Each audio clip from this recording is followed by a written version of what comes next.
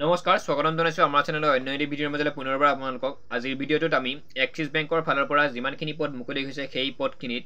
আপোনালোকে আবেদন কৰিবলৈ বা এটা নিযুক্তি পাবলৈ আপোনালোকৰ কিমানখিনি কোৱালিফিকেশ্যন লাগে বা এইজৰ সময়সীমা কিমান বা আবেদন কেতিয়ালৈকে থাকিব কেতিয়া শেষ হ'ব সেই আটাইখিনি কথা এই ভিডিঅ'টোত আপোনালোকৰ লগত আলোচনা কৰিম লগতে সিলেকশ্যন প্ৰচেছ কেনেকুৱা হ'ব কিমান কোৱালিফিকেশ্যন থকা 10 পাছ 12 পাছ ডিগ্ৰী পাছ আটাইখিনি কেণ্ডিডেটে ইয়াত এপ্লাই কৰিব পাৰিব সেইটো চিন্তা কৰিব নালাগে কি বিষয়ত পোষ্ট মুকলি হৈছে কি বিভাগত পোষ্ট মুকলি হৈছে সেই আটাইখিনি কথা এই ভিডিঅ'টোত আপোনালোকৰ ক্লিয়াৰ কৰি দিম সম্পূৰ্ণকৈ ভিডিঅ'টো শেষলৈ চাই থাকিব তো প্ৰথম কথা এক্সিছ বেংকৰ ফালৰ পৰা যিমানখিনি পদ মুকলি হৈছে সেই পদখিনি এটা আটাইতকৈ ভাল কথা তাত কোনো ধৰণৰ ইণ্টাৰভিউ নহয় বা তাত কোনো ধৰণৰ পৰীক্ষা নহয় ইয়াত ডাইৰেক্ট নিযুক্তি হ'ব আপোনালোকৰ চিন্তা কৰিব নালাগে তাত কোনো ধৰণৰ সিলেকশ্যন প্ৰচেছ আৰু সিলেকশ্যন প্ৰচেছ বুলি বেলেগ তাত একোৱে নাথাকে আপুনি আবেদন কৰিব লাগে তাৰ পিছতে আপোনালোকৰ হয়তো চাকৰিটো কেনেদৰে চাকৰি হ'ব আটাইখিনি কথা এই ভিডিঅ'টোত আপোনালোকৰ লগত এতিয়া আলোচনা কৰিম এডুকেশ্যন কোৱালিফিকেশ্যন আপোনালোকৰ 10-12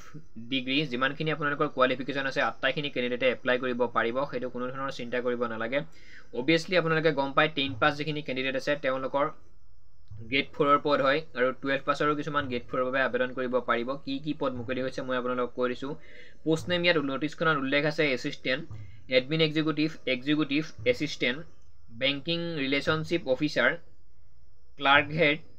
চাৰ্কল হেড ক্লাৰ্ক আৰু ড্ৰাইভাৰ এইখিনি পদ তেওঁলোকে মুকলি কৰি দিছে ভেৰিয়াছ বুলি ইয়াত উল্লেখ আছে কিমানখিনি পদ মুকলি হৈছে সেইটো আপোনালোকৰ কোনো বিষয় নহয় ইয়াত ভালেখিনিও পদ মুকলি হৈছে সেইটো আপোনালোকে চিন্তা কৰিব নালাগে লগতে টোটেল পোষ্ট ইয়াত মাল্টিপুল বুলি লিখা আছে অৰ্থাৎ বহুত পোষ্ট আছে ভেৰিয়াছ বুলি আছে চিন্তা কৰিব নালাগে এইটো এটা সোণালী সুযোগ আপোনালোকে নিশ্চিতভাৱে আবেদনটো কৰি ল'ব নেক্সট এপ্লাই মোড অনলাইন লিখা আছে ইয়াত অফলাইন নহয় অনলাইন হ'ব নেক্সট বয়সত আহিছোঁ মিনিমাম আপোনালোকে 18 বছৰৰ পৰা আবেদন কৰিব পাৰিব মেক্সিমাম সেইফালে আপোনালোকৰ যিমানখিনি তেওঁলোকে উল্লেখ কৰা নাই মেক্সিমাম কিমান বয়স কিন্তু মিনিমাম 18 বছৰৰ পৰা আপোনালোকে আবেদন কৰিব পাৰিব উইথ আপোনালোকৰ ইলেকশ্যন তাত থাকিব সেইটো চিন্তা কৰিব নালাগে সিলেকশ্যন প্ৰচেছত নো এক্সাম ডাইৰেক্ট সিলেকশ্যন বুলি ইয়াত উল্লেখ আছে কোনো ধৰণৰ আপোনালোকৰ এক্সাম নহয় সেইটো একদম চিন্তা কৰিব নালাগে এতিয়া হয়তো আপোনালোকে গম পাইছে ড্ৰাইভাৰৰ বাবেও যিমানখিনি পদ আছে ড্ৰাইভাৰৰ বাবে আপোনালোকে এপ্লাই কৰিবলৈ হ'লে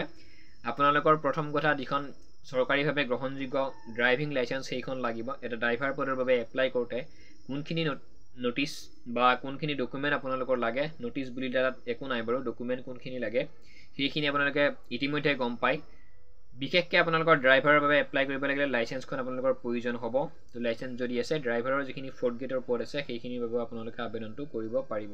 ঠিক আছে এইটো সম্পূৰ্ণ ভিডিঅ'টো ইমানে আছিল এক্সিছ বেংকৰ ওপৰত মোক কমেণ্ট কৰি আছে দাদা আপুনি এক্সিছ বেংকৰ ওপৰত কিয় ভিডিঅ' বনোৱা নাই বা এপ্লাই প্ৰচেছ কেনেকুৱা সিলেকশ্যন প্ৰচেছ কেনেকুৱা সেইকাৰণে এই ভিডিঅ'টো আপোনালোকৰ বাবে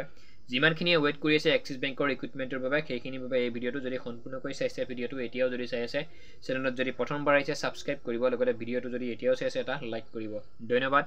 জয় অসম